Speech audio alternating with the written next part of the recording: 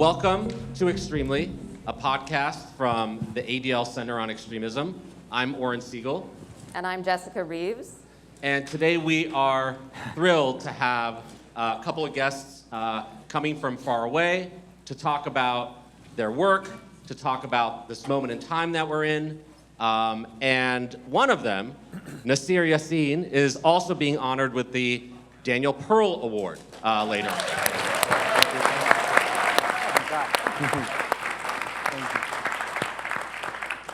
Alex Dwek is being honored with a completely different award that we're not going to talk about. But we're really excited to have both of you here to talk about these important sort of times and what you're offering people, frankly, as a way to deal with so much of what's going on. Before I start, I have two announcements I need to make. One is, if you have any questions, please go to the app for Never Is Now, go to the session, put your questions there, and our colleague Alicia will be able to throw those questions out to us at the end. We're gonna make time for that. The second is, you've seen on your chair, there's this sticker. It is actually a scratch and sniff sticker. It is not. It is not. Crazy. Okay. Yes, please. Some of you smelled it. Okay. So, why don't we start from the beginning? Jessica, I know you often ask the first question of our colleagues. Do you want to start off? I do, yeah. So welcome, you guys. We're so excited to have you here. This is really a wonderful moment for Extremely. I wanted to hear a little bit about your origin story. So it's sort of like like the end of When Harry Met Sally, when everyone tells their "How did you meet?" story. Tell us about your partnership. How did you meet? How did you know it was a good partnership? What does it look like? Do you want to give it? You want me to start? Okay. So, hey everyone, I'm Alex. I'm the COO of Nas Company. And to tell you a bit about how we started working together, I actually had come across the content of Nas Daily when it started, maybe about 6 years ago. And I have to be honest, I immediately connected with what Nuseir and the team were trying to do. Because growing up as a Jewish person in the UK, I felt that I had a very clear idea of what the message I wanted to be a part of. And that message was all about bringing people together, about having something positive to say, about connecting with people from all different backgrounds, different religions, different races, and promoting a positive message. But the problem I found was whenever I met or interacted with someone who shared my views, they just couldn't reach a large enough audience. They couldn't relate to a wide subsection of society. And I think when I came across Nas Daily, it was the first time where I found there was a channel and there was a message that could reach the masses with the idea that I always thought about. So that was why I immediately connected with what Nuseir and Nas Daily was trying to do. And it was funny because when I first came across it, I was working in a completely different sector. I was working in tech. I'm based out of Singapore. And we randomly connected, actually through my wife, who took one of the first classes of Nas Academy, which is the education business that we have. And when we connected, I was not looking to work together, actually. It was Nuseir's idea.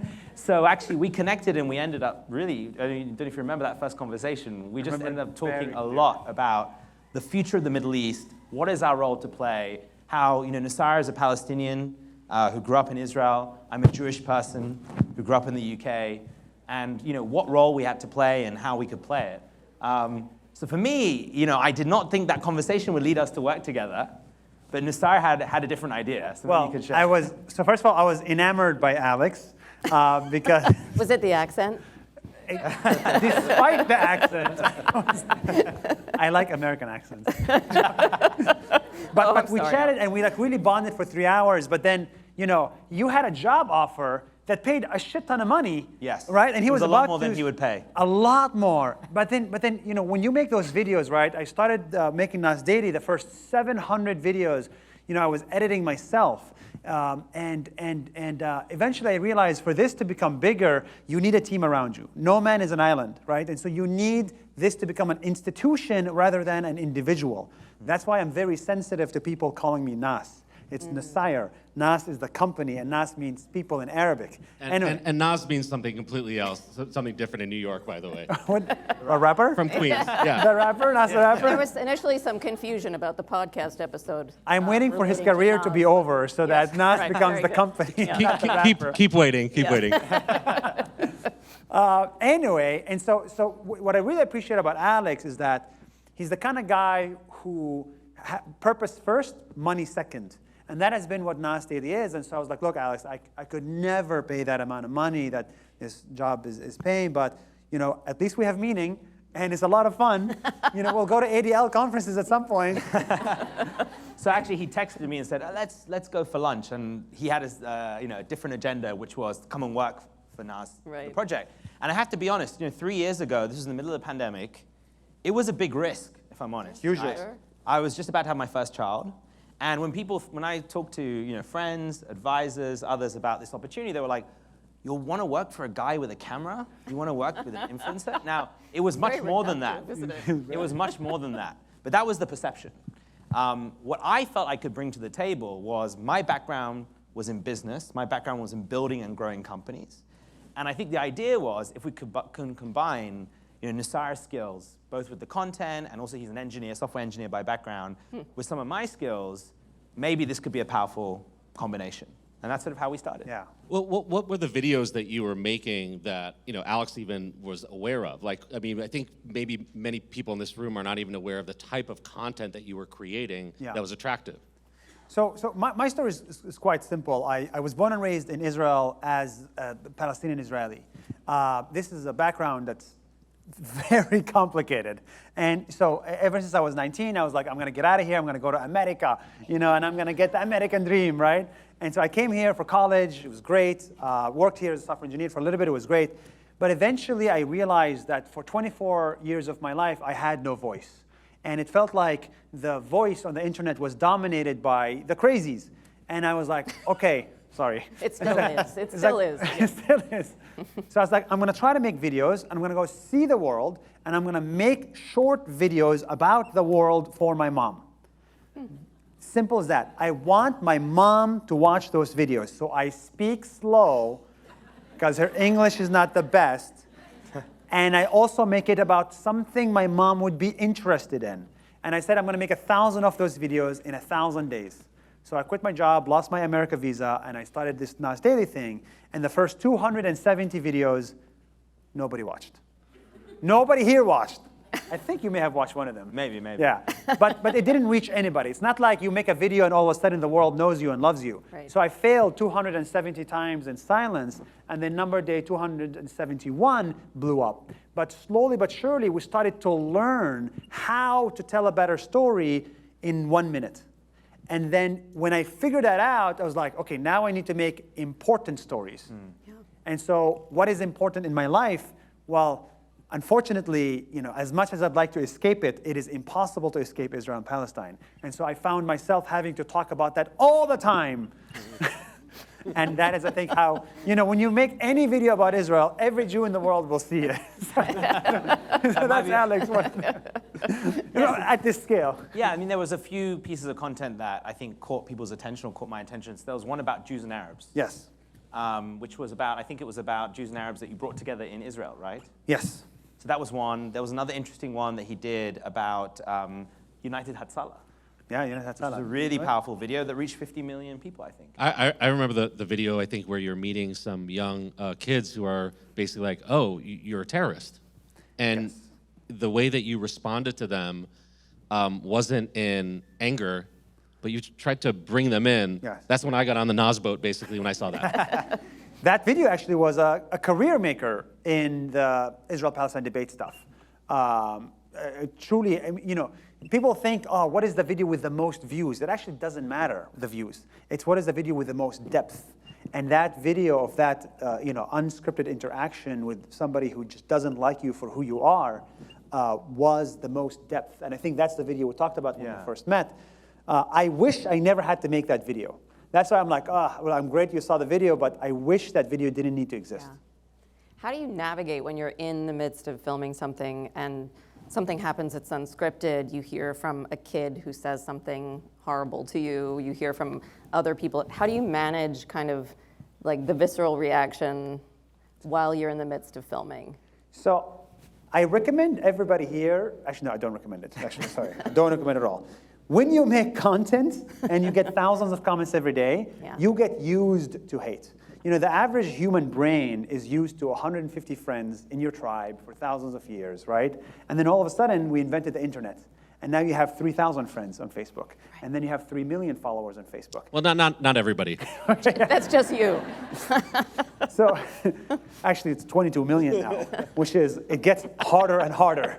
And so I'm used to receiving a significant amount of pushback and a significant amount of hate since I was born and since I got on the internet. Yeah. So, you know, when a kid comes and tells me, hey, you're a terrorist because you're Arab, is like, great. I mean, it's like, it doesn't affect me as much. Right. Thank God it doesn't. There was a lot of work in the process. But now I think even Alex and I are at a point where, like, we've been able to rise above sort of the mob on the internet, Yeah. and just like say whatever we want to say and just have a good life. That's the dream. That's the dream. I think the question I have, yeah, the dream.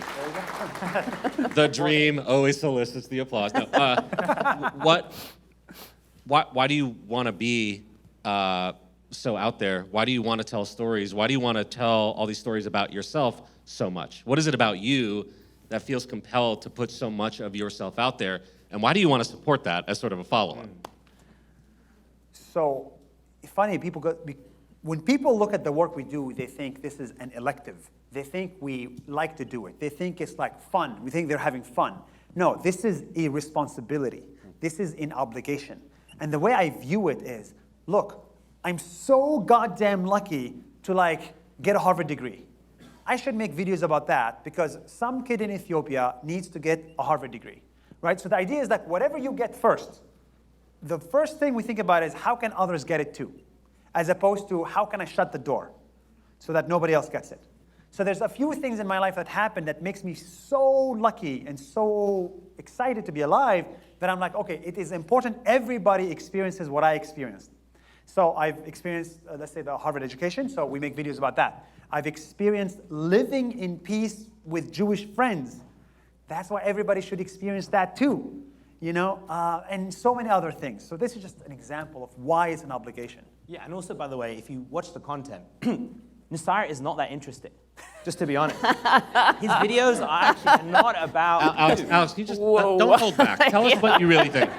So if you actually, you know, when you look at the content, your face is on the content a lot. And it's not that pretty. But actually, if you take an extra second, you realize there's very few videos about you as a person. Yeah. You are a presenter Yeah. who is showing other people's stories.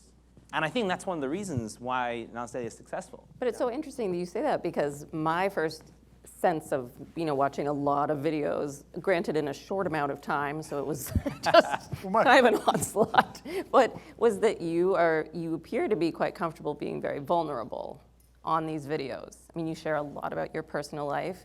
You shared that very sad video about the breakup. Yes. Very sad. Just prepare yourselves.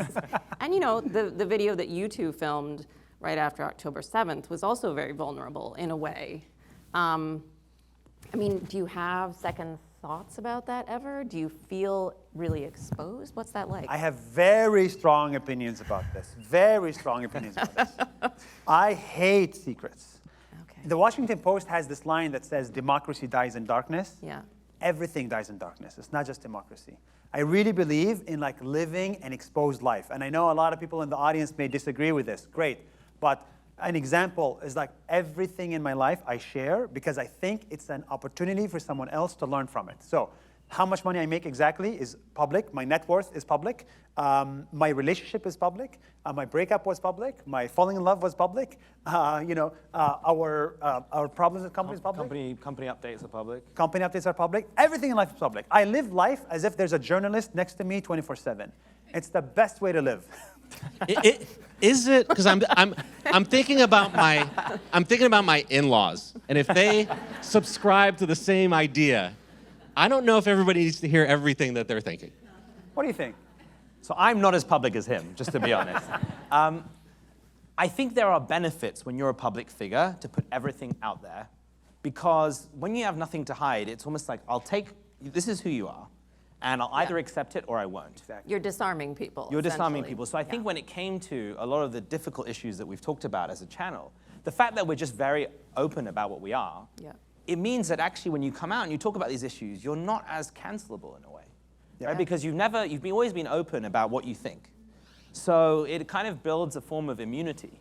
You know, we work in the center on extremism, where a lot of the subjects that we look at are very open and honest and constantly streaming their activity. And I would just say, like, I do think there is too much sharing. There's oversharing, and that it can be dangerous. Now, you happen to be doing it for good reasons, right? What you described earlier. But you have to understand, like, do we really want to encourage everybody?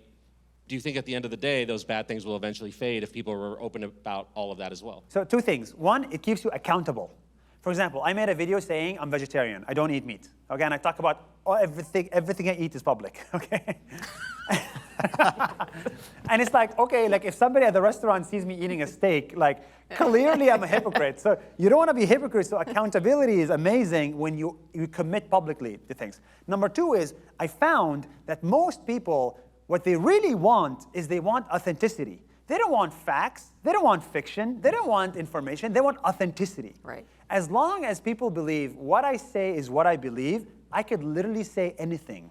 I could say the earth is flat. Please don't. And people would be like, you know what? At least he's being authentic, so I still like him.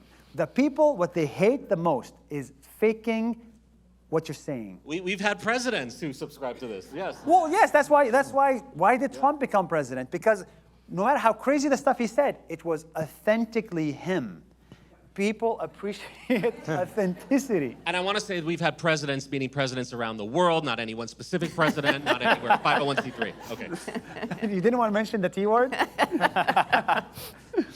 He was authentically something anyway. Exactly, but we use the word authentic. But before social media, though, this was a huge problem, though. You'd have public leaders, you'd have big public figures who would live one life in public and live another life in private. And then when something came out about their life that wasn't consistent, it would become this big scandal, right? And I think that's where the internet can change things if you do open up, but it's not easy. I mean, for me personally, when we made that video together, going back to your question, it is not something I'm used to, putting myself out there in that way, because that's not my job.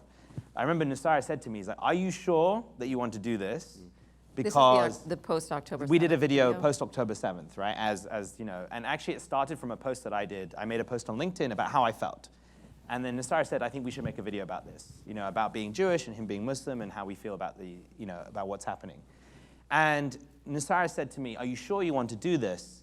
Because, just like you said, there's going to be a lot of hate. There's going to be a lot of backlash, and it's not something, I don't have millions of followers, I'm not used to it. My answer to that was, I believe in this stuff. So if someone's going to hate me for what I believe in, I can take it. And so that was sort of the rationale behind that. And just for background, the video was essentially them talking about the fact that they have these different backgrounds. They were dealing with what had happened on October 7th, and that they were talking to each other as friends who love each other and care about each other deeply, but who are coming from different perspectives. And I think it's very powerful. Please go watch it if you have not. I want to give one example from sports that really changed the way I look at things. Let's talk about sports.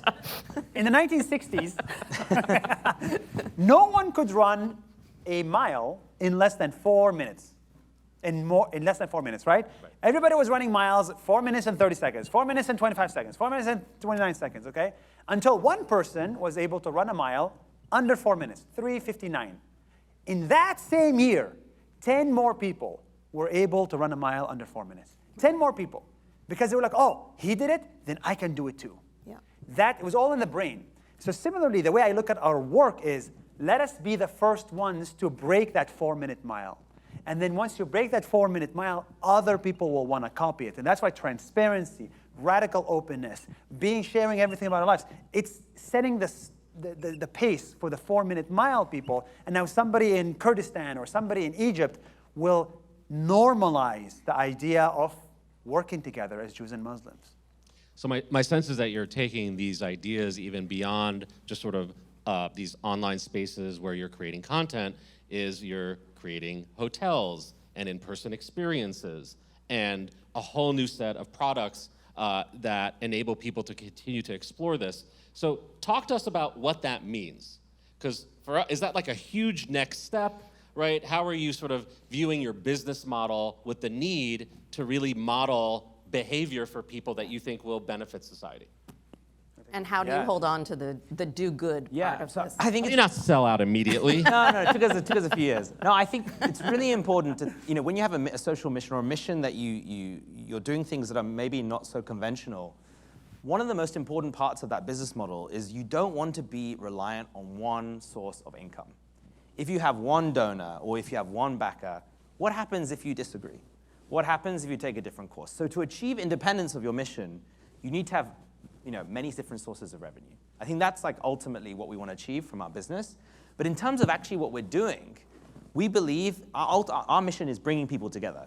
And there are many different ways you can bring people together. Actually, probably content is one of the least ways to bring people together because you watch it on your own at home, in your bedroom, on TikTok or YouTube or whatever. So we believe if you want to bring people together to break down barriers, you do need to meet up in person. You do need to learn. Education is a big part of what we do. We do experiences. So everything we do is about bringing people together. And it's not really about combating anti-Semitism or Israel-Palestine, right? But we do believe that if you have these products that bring people together, those people will break down barriers and achieve more tolerance and understanding. So that's the idea. But maybe you can share some examples of what we... Yeah, I mean, look, we like to do things that are hard, unfortunately. That's why we are at the ADL. We like the hard conversations. So the first hard thing was to make 1,000 videos in 1,000 days. The second hard thing is to build a company with 1,000 people. That's the next challenge that we have. Now we're 120 people in the company, so we're 12% there, but we still got to hire 880 people or so. Oh my God. Now the question is, we need to find a way to pay for them, right? Just like your Substack, you need to find a way to make money from it, right? And so how can you do good and do well at the same time? That is the billion-dollar question. So when we look at that, like, okay, I really believe in creating jobs and opportunities. I believe in institutionalizing Nas Daily. It's not a YouTuber. I'm not an individual who was in Hollywood. We are an institution. And if you want to bring people together, then there's a couple of verticals: education, travel, technology, content. That's all we do. And so we're launching a hotel this weekend in Dubai. Everybody's invited. It's called Nas House. It's like a membership club, a community space. We have a technology company called Nas.io, which is a platform for managing communities. It's like a Substack competitor, and you should be using it instead of Substack. We have Nas Academy, which is an education arm, and then we have Nas Summit, which is equivalent to our ADL Never Is Now Summit, right? And we have a couple other things, right? That's kind of what the business is. We're 120 people. Revenue is roughly 12 million or so a year. One company is profitable, the other company loses money, the technology company loses money. But this is so our goal for the next 30, 40 years is to turn that into Nas institution. And Nas means, you speak Arabic. What does it mean in Arabic? People. Exactly, Nas means people in Arabic. So Nas Daily, people. So does Soylent Green, by the way. No, anyway. What is? Old movie, sorry. That's where you see the age difference. That's not the only one. All right, that's the Nas Company. Nuseir, do you want to, how many people in the room know what his shirt signifies? Yeah. Okay, some people. That's excellent. So you've been doing your homework on the videos. Do you want to explain to everybody else? You sure? Speaking of radical transparency. Okay, you sure? So I don't think many people will like this answer. But when I was at Venmo in New York, I was actually here in West Village, I was like, I hated my job. I hated my job. It makes no sense to look at a screen for 8 hours every day. It makes no sense. You either look at it for 15 hours a day or 0 hours a day, but not 8 hours. So now I look at a screen for 15 hours a day.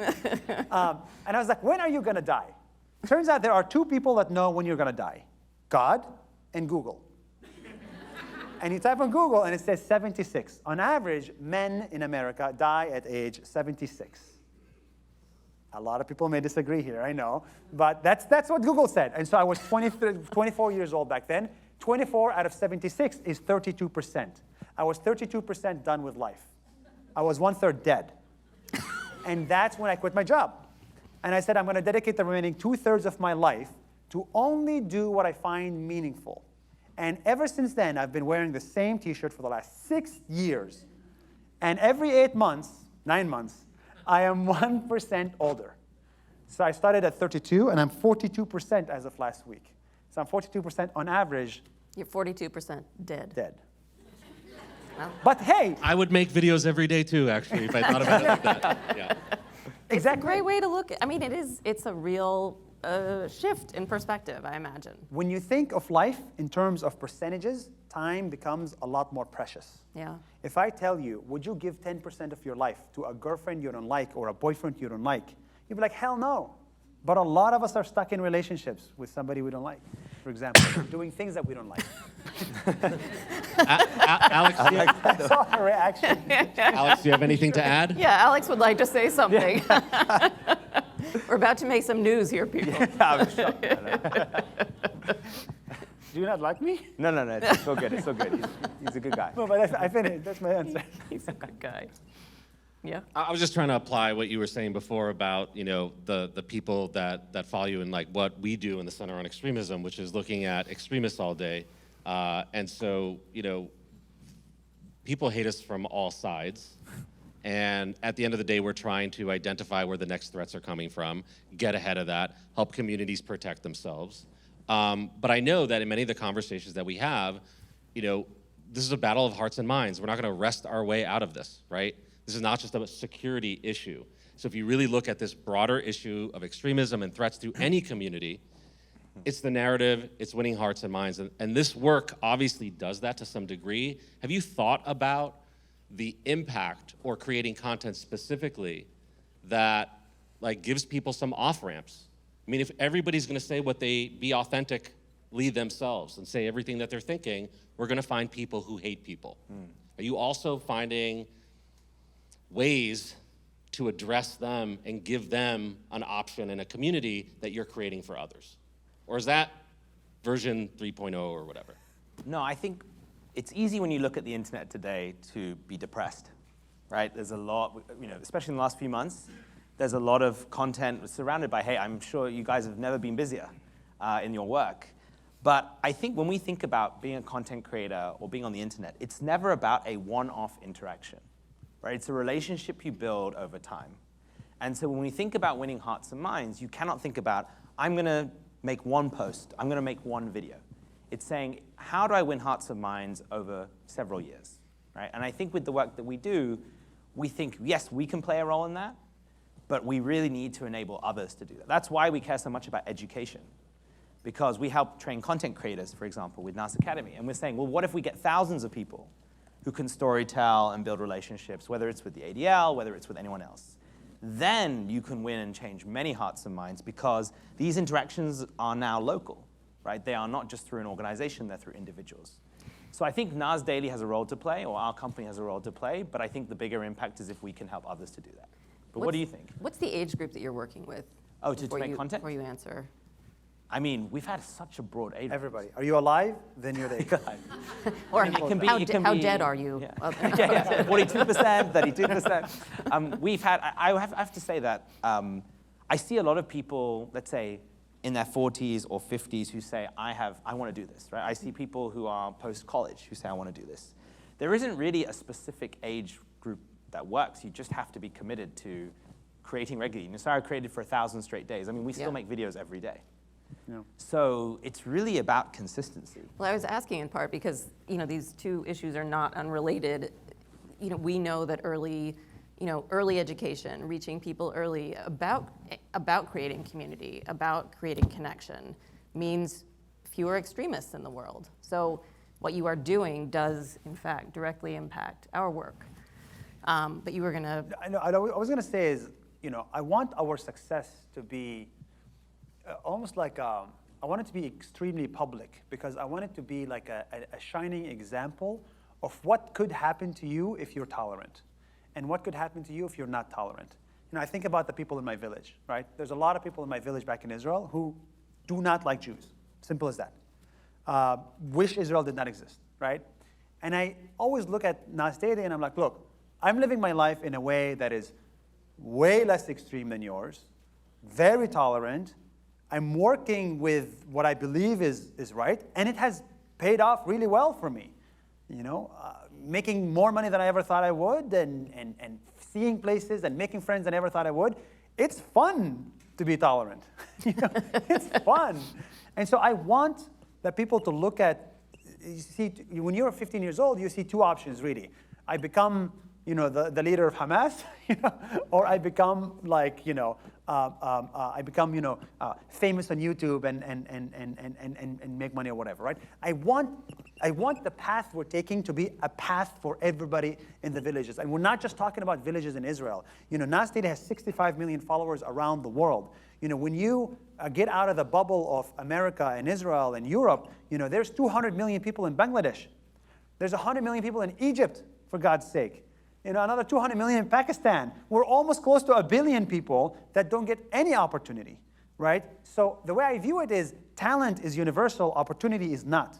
Right. And so through social media, you can reach those 200 million people in Bangladesh, predominantly Muslim, predominantly have never heard of Israel, or Jews, never met a Jewish person in their lives. That is what could happen to you if you live a tolerant life. And if you don't, you may still be stuck in the village. Not to sound like the older hedge fund guy, I got the older part, I'm not a hedge fund guy, but how do you measure your success? How do you measure whether you are actually reaching these audiences that you want to reach with this opportunity and hope? Unfortunately, there's only two ways to do that: views and followers. Unfortunately, there's no real metric, and I wish you guys can develop a metric like that at ADL, like what is your real clout? What is the real influence, right? Because these days, anybody with 10 followers on Instagram and a makeup brand, they're called influencer. You're not influencing anybody, you know? So what is the real influence score? We don't have that. What we have is just views and followers. So Yeah, and you do get the comment section. the comment section. So you do get people, which can be bad, but it also can be those individual comments, which is like, I live in, you know, Lebanon or Egypt, and I watched your video, and it completely changed my perspective. And those are maybe, you know, it's difficult to measure the true impact, but when you see that one individual has said that, you know, that does feel good, at least. It does feel good. You hope that person is real. You hope that person is real, absolutely. Right. Absolutely. No, good comments are real. It's the negative comments that are false. Right. I think I'm supposed to remind folks that if you have any questions, that to put them in the app. Are we still doing that? Are questions coming in? Why don't we, if it's okay with you all, why don't we start taking a couple of questions? Yeah, let's do it. Can I have just one request? Can you make the question hard, sensitive, and difficult? Okay, like don't say what's your favorite color. So I already have multiple questions in the app ready to go for you guys. Let's So the first one is for all four of you. Interfaith efforts between Jewish and Muslim communities have taken a huge hit post-October 7th. In some countries, these communities are no longer speaking. How do we bridge that divide and heal the relationship? It feels impossible currently. Okay. We defer to our guests to start. Yeah. Look, let's all be honest, right? I mean, it's hard to have these conversations right now, especially with everything going on. And I think when I look at interfaith conversations, I don't look at it about how do I have the best conversations today. I look at how we can build a relationship for the long term, over the next 5 years. And when you take that view, or 10 years, when you take that view, I think we do have to be more patient. So if relations are at an all-time low in our community, and I've seen this in some of my own communities, first of all, I don't believe it's universal. I don't believe that every single person in another community thinks exactly the same way. I think often it's the leadership of groups, and there can be many reasons behind that in my experience. People can be scared. Or the other thing that we talked about a lot in our countries that we're in is the stakes can be incredibly high. If we put ourselves in other people's shoes, you know, taking a position on something is difficult, right? Coming out publicly next to, if you're, you know, part of a Muslim community, if you come up again next to Jews, it can be something where, unless you're very brave, can be extremely difficult. So I would say, my advice would be, find the individuals. Focus on individuals rather than tie interfaith groups and organizations and start the relationships there. it can start with a simple dialogue. It doesn't mean we have to come out publicly, organize a big event, and be best of friends. But I've only seen good things come out of dialogue. So that would be my recommendation. I think the most important thing is not to give up. One thing that we were discussing is that I was a student activist in the UK 16 years ago. I did a lot of work at that time, which felt very thankless. It felt like I wasn't having an impact. And I've only started seeing the impact 16 years later for the people who are involved, through the opinions that we shaped and changed. So it's very difficult to measure that in a short term. So those are a few of my thoughts, but do you agree, disagree? I wish I could disagree, but yes, I agree. There was a video I watched 10 years ago. I will never forget that video. It was a TED video, I believe. It was a picture, it was a park somewhere in San Francisco, and somebody was playing music at the park. But nobody was dancing, because everybody was shy. And then one guy who was probably drunk was loving the music, and so he started dancing. And then everybody was looking at him, and we're like, wow, you are crazy to be dancing. How have you no shame? This is not a dance party. Then another person joined him. And then another person joined him. Then another person joined him. Now there's 4 people dancing. Now it became a little bit less awkward to dance. Then after 5-10 minutes of 4 people dancing, 100 people joined and started dancing, and it became a dance party. Then it became awkward if you don't dance. Now think about this. Whenever there is a war between, let's say, Jews and Muslims, there's any conflict, right? There's some music playing, but nobody's dancing. And dancing in this case is dialogue, it's coexistence, it's Stalin, it's hosting Shabbats with everybody. And it takes the first 10 people to dance, it's the hardest. And now this is why it feels so hard, because nobody's dancing except 10 people. And everybody's looking at us. And everybody wants us to stop dancing. And so the way I think about it is, let us continue dancing, even if we're alone, because eventually it will become the norm to dance. You want to be on the right side of history, not on the wrong one. And on the right side of history, history bends towards dancing and coexistence and peace. And so we're dancing. But one thing that frustrates us is that people position coexistence and peace building as the easy thing to do. Right. When actually it's much harder than spreading hate, waging war. Right. It's much harder to hold your nerve in these situations and advocate for peace. So we do need to change that perception. We do need to make peace as like the brave and strong thing to do. Absolutely. I didn't want to say this because I want to save it for my speech at 4 p.m. You guys should come, okay? Still, you'll hear 1 minute of it. But I did some research. And you know how many assassinations there were in the Middle East since 1945? I do not. Okay, now you'll know. 7. 7 leaders or prime ministers or leaders were assassinated in the Middle East since 1945. How many of these leaders wanted peace? All of them? 6 out of 7. So I would like it to be all of it. No, exactly. It makes sense if it's all of it, but 6 out of 7. It's a lot. Yeah. 6 out of 7 wanted peace, and that's why they got assassinated. 3 in Lebanon, 1 in Jordan, 1 in Egypt, 1 in Israel, and all this stuff. And war is big business. It's very dangerous to want peace. To want peace is very, very dangerous. So what he's saying, it's not only dangerous, it's also deadly to want peace. Yeah. That's why we need security. Yeah. Solved it. Can I just? I don't know. Just if you have a quick thought too. I don't have a deep answer. I don't have like the ADL answer to that question. And I will say this: anybody who's trying to do that outreach after October 7th is going to be harder than if you did that outreach over other things well before October 7th. So I have a friend of mine who texts me about everything he disagrees that I do or that ADL does all the time from that community. But we are huge fans of each other. We love basketball. There's a whole bunch of other issues that we have coalesced around as friends, which enables us to disagree, have those conversations, and that's just one person. I would love to see a way to scale that up, but I do think at the end of the day, you don't create those relationships after something happens. You need to create them well before so that you're prepared for it. And you don't create them around the point of conflict. You find other ways in. Yeah. Basketball helps. Next question? Yeah, so this next one is for Nuseir. What feedback did you get when you declared after October 7th that you're an Israeli first and a Palestinian second, after first identifying as a Palestinian? And why did you identify as a Palestinian to begin with? Okay, so very good question. Thank you. I should not have asked for hard questions. First of all, people that have my, first of all, if you are Nigerian American, ain't nobody got problems with you. You're Nigerian American, congratulations, I love your duality, But if you're Israeli and Palestinian, it's like, why are you saying the I word? Why are you saying the P word? Why are you giving legitimacy to the other? And so for me, saying, hey, I'm Palestinian and Israeli at the same time, it's like a nice little middle finger to society who expects me to side with one or the other. Now, I thought a lot about that term, and it implied that when October 7th happened, there was a clear threat to sort of Israel's existence. And I was thinking a lot myself, and I was like, well, actually, if Israel disappears, this is no longer a hypothesis. This has become, unfortunately, something that material that could happen.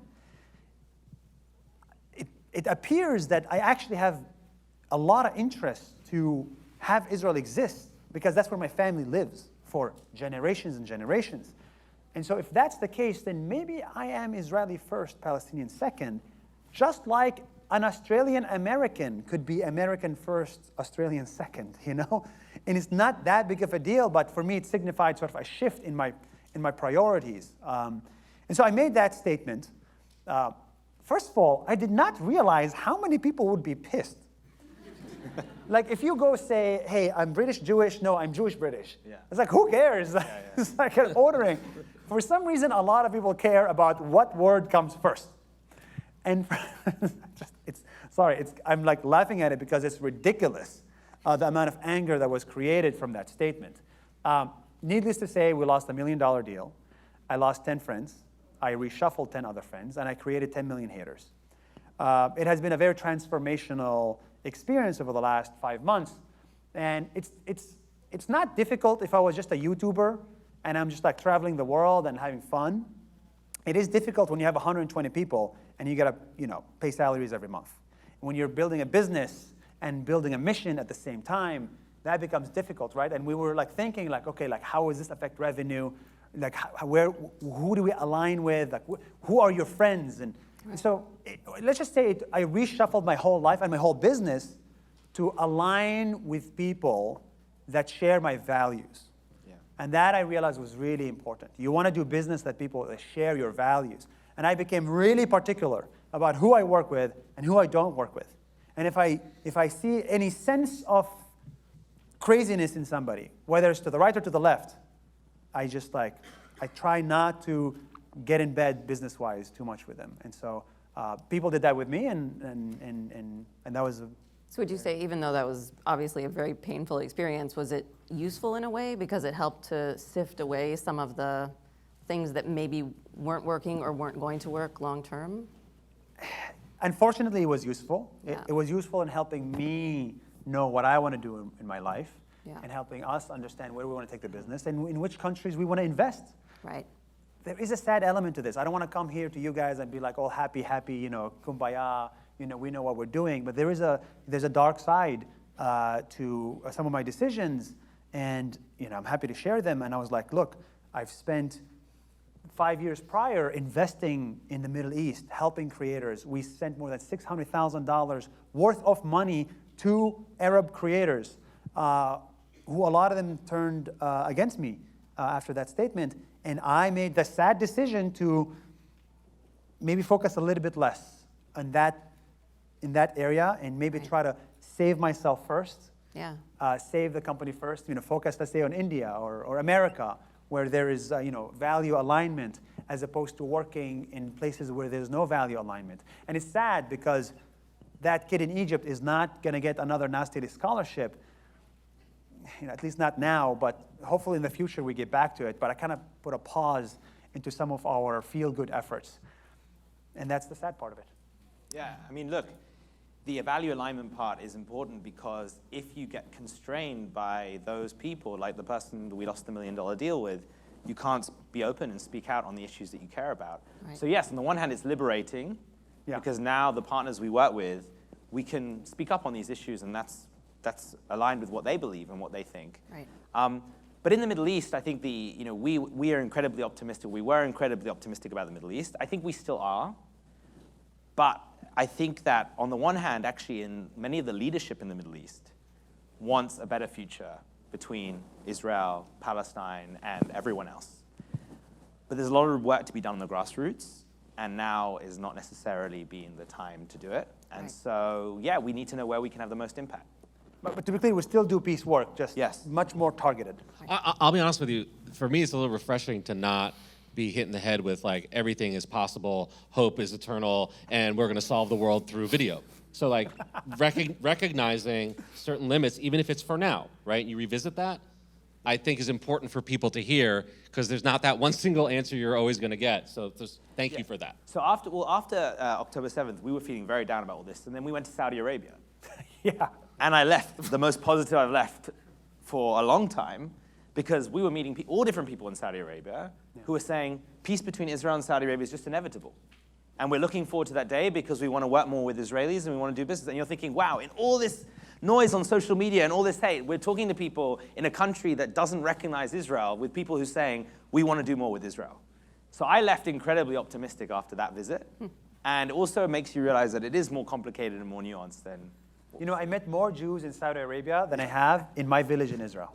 Yeah, I kid you not. Which is crazy.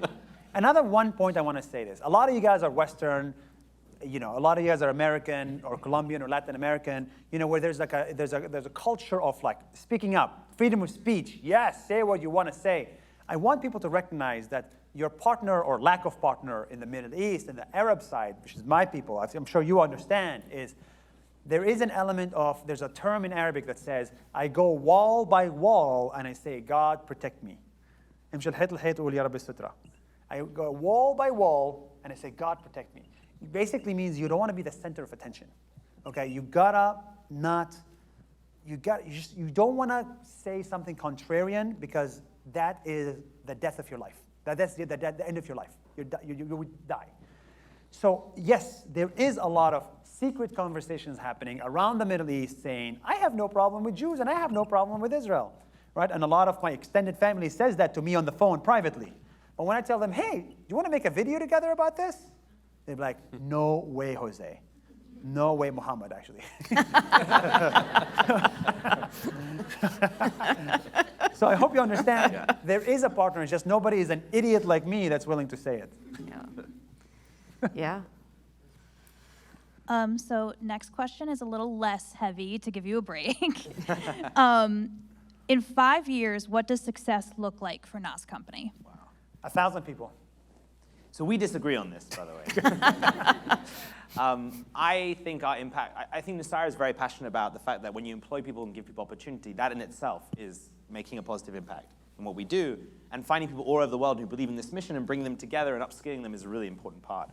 I'm more interested in the end user of what we do. Economics, the profit margin? Maybe a little bit, that's my job. But I'm also more interested in the end user, right? The person who takes our education program, the person who watches the video, the person who goes on our experiences. So I'd like to see, one of the things that we are doing with our software is enabling community builders to take action, people like yourself, right? And so I would love to see what happens. We have, you know, a few 100,000, I think 100,000 people now, community builders who've used what we do on our software. I would love to see 1 million community builders use our software because if they are organizing those dinners, if they are organizing those events, that's going to have far more impact than whatever we could do just as 100 or 1,000 people. Yes, yes. And I'll tell you, a lot of people here are businessmen, I'm sure, and women. I'm sure you say, you should never have many employees, and you know it's a headache, and I don't recommend it. I hear that all the time. But you know, when I look at like, why the hell do you want to build a company? You know, I look at the things that changed my life dramatically. It was a job. When I graduated from Harvard, you would think when you graduate with a Harvard degree, you'll have 50 job offers. Well, guess what? I had 0. No one wants to hire this guy. You know, it was only one random guy, the Venmo founder. He saw me and he was like, you know what? I'll take a chance on you and I'll give you a job. Even though I was not a good engineer. And I knew it and he knew it. I think I know why you didn't have that many job offers. That's your opening gambit. It's not. Yeah. Well, that job paid me way more than I deserved. It gave me $120,000 a year. And I worked way less than I was supposed to. I worked 5 hours a day. All right, buddy. That's authenticity right there. You got to take it. And so that job allowed me to save enough money to be able to start Nas Daily and be talking to you here today. If it wasn't for that job, I wouldn't be here today. That job changed my life. That job created Nas Daily. How can I create that job for 1,000 other people? That's all I care about for the next 5 years. So, yeah. No one cares about the customer. as Alex, we're- I just want to note that he was implying that everyone who works for you should only work 5 hours a day. Yes, I'm going to pass that on to the team. As we are coming to the end of the session, we have a sort of an ending we always do on Extremely that Jessica leads. So I want to make sure we have time for that, for our life wrap. Yeah, so I always ask, Oren and I ask each other. Oren always responds with a variation on the same thing. So let's see if that holds true. If any of you are listeners, you'll know what that is. It rhymes with me pine smy. Yeah. Yeah. Got that? You'll know in a second. If not, go back and listen to Extremely. What is your life raft right now? What is keeping you afloat in a difficult time? It can be a person, a place, a thing, a key lime pie. Yeah, I will model the answer, and then we'll turn it over to you after Jessica as well. Mine is key lime pie. Like, we spend a lot of time in very dark, difficult spaces. At the end of the day, you know, I see my kids, I see my wife, whatever it is, and then I eyeball that key lime pie from across the room, and it helps me come to work and fight extremism the next day. That's just the reality of it. Jessica, what is your life wrap? This is the carrot at the end of the stick for you. Yes. Yes. Oh, I should have thought about this before I asked you guys. I'm gonna give it to you, Alex. You look like you have an I'm glad you answer. chose him first. Alex looks ready. Mine's not as exciting as key lime pie, but You're right. honestly, for me, you know, especially since October 7th, music has been the thing that has kept me sane. Right on. I think that when you're in a dark place, and I think all of us have been in dark places at some point, there's just something really powerful when you listen to specific music or lyrics or others that is really just encapsulating how you feel. It's been a form of therapy for me, to be honest. And so I feel that music can be, when you feel sad, it can kind of reinforce that you feel sad, and it also can give you a bit of optimism as well. So I think, you know, it's something that I'm actually quite grateful that I've reconnected with it, because I actually was a musician growing up. So I lost track of Humble it. brag. It was all about that. No, but that is what keeps me. Wait, did you blame me for losing track of you? Yeah, it was You were the company. working at a tech company before. Yeah, I also lost track there. Wait, Alex, do you have a song recommendation for us or a group? Ooh, so he was laughing at me the other day because I was wearing a Dr. Dre t-shirt. Okay. And you called me old. Yeah, it was like the Super Bowl. I was watching the Super Bowl, and then all these people, they were like, "What is Usher?" You know, they were like Googling Usher. I was like, "Wow, I feel old." No, I mean, actually, you know, to be honest, I reconnected a lot with Israeli music during that period. When I was actually 20, I took Idan Reichel on a tour of the UK, the Israeli musician. I don't know if you come across him, world musician. And I actually was quite close to him at the time and lost track of him, and then sort of reconnected him through this time. And he was making a lot of music around after October 7th because he lost a very close friend. So actually, yeah, I reconnected with Israeli music, and I was very grateful to. So it was just my way of reconnecting with the conflict. This is a hard question. Is it? I love this question. I'm going to ask people this question. Okay, good. And my answer is you're not going to like it because he gives such a good answer with full of emotions. And my answer is going to be devoid of emotion. Okay, fair The enough. thing that keeps me, my life raft is statistics. Wow. That is very unemotional.